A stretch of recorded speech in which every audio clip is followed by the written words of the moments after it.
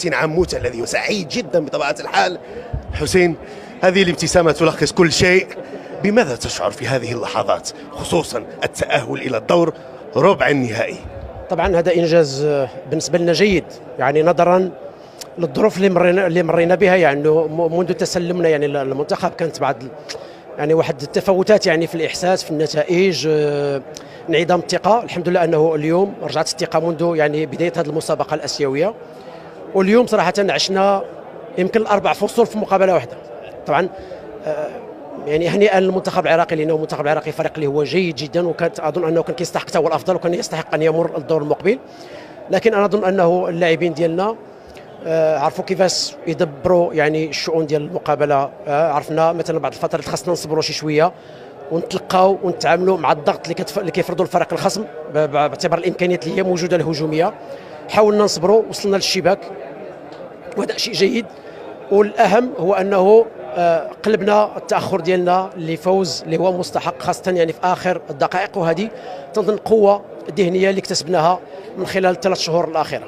حسين، انتقدت كثيرا قبل البطولة، كيف ترى نفسك الآن وأنت على بعد خطوة من الدور نصف النهائي، خصوصا وأن المباراة المقبلة أمام طاجكستان التي قدمت مستويات عالية، لكن حظوظ المنتخب الأردني وافرة جدا؟ طبعا الحمد لله أنه يعني الوضع ديالنا أكثر من رائع، وأنا تنظن أنه يجب يعني أن نثبت للجميع، ويجب أن يعني نثبت هذه يعني الثقة اللي اكتسبناها خاصة داخل المجموعة، يعني فرديا وجماعيا، لما بين اللاعبين انفسهم وبين الاطر التقنيه وبين يعني الاتحاد يعني الاردني، ولا حتى يعني مع الجمهور ديالنا اللي ساندنا اليوم بكثره. تنظن انه كل مقابله لها ظروفها. اليوم كانت مقابله صعبه جدا، واظن يعني مقابله طاجكستان ستكون ايضا صعبه، لانه في مثل هذه المسابقات يعني مع خروج المغلوب الكل يركز بالشكل كبير، الكل يؤدي، لانه كيلعب مقابله نهائيه لا بالنسبه لنا حنايا ولا بالنسبه للخصم، وبالتالي يجب ان نحضر بالشكل المطلوب. نتمنى اننا نكون في الموعد وان نقدم يعني مقابله جدا مقبوله. شكرا جزيلا حسين. عودة إليكم بعد هذا اللقاء. ناصر، طبعا ناصر قال لي قبل يومين انه الاردن بتفوز. قال لي احساسي انه الاردن بتفوز. والله شوف، يعني مباراة بصراحة أول شيء نبدأ بالمباراة مجرياتها. المباراة اليوم لو نتكلم عن مجملها عوضونا عن مباريات البارح بصراحة. مباراة كانت قمة في التفوق الفني، وتفوق فيها حسين عموتة على كساس.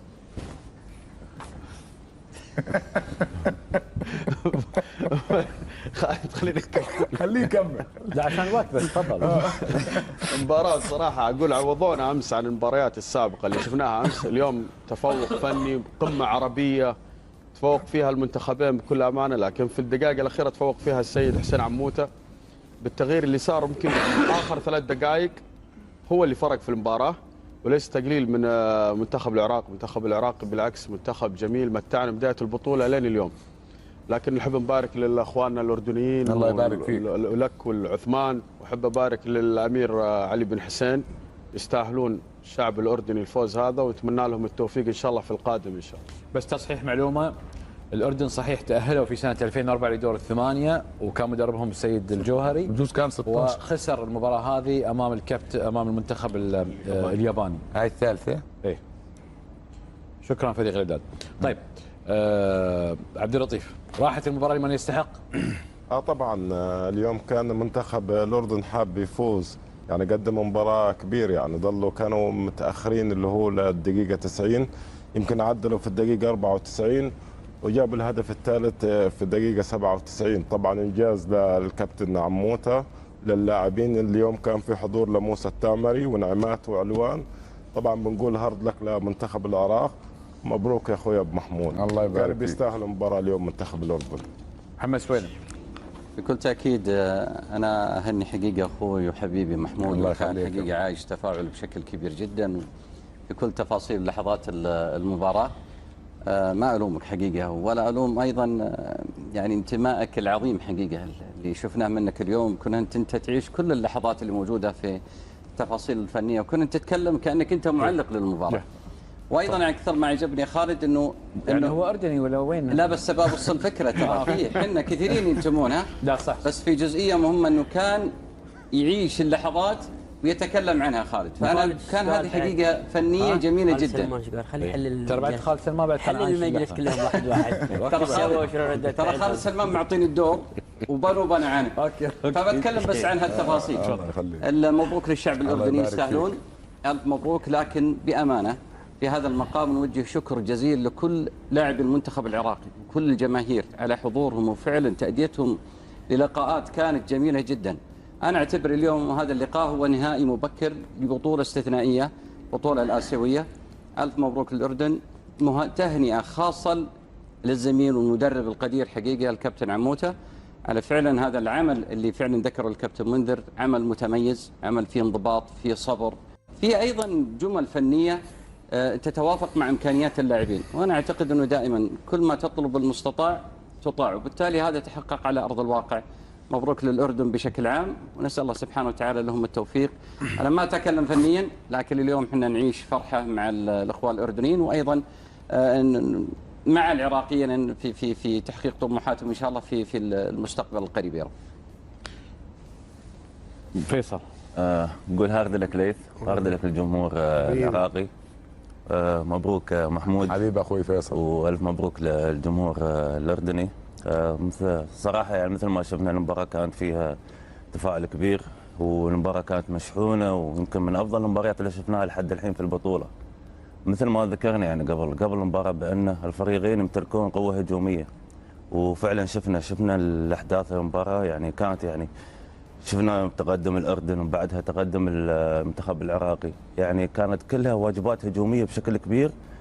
وخاصة يعني أنا مثل من بداية البطولة كنا نشيد في المنتخب العراقي على الروح القتالية اللي كان يعملها طول البطولة. اليوم في نفس الوقت شفنا والمنتخب الأردني أكد لنا هالشيء يعني لنهاية المباراة، وشفنا ردة فعل المنتخب الأردني. يعني مو من السهل حتى وفي حالة الطرد مو من السهل في آخر 7 دقائق في الوضعيه هذه في الدور 16 2-1 خسران انك ترجع للمباراه، هذا شيء مش بسيط. نحب نبارك لهم مره ثانيه ونقول لهم ان شاء الله نشوفكم بمستوى اعلى ان شاء الله في الادوار الثانيه.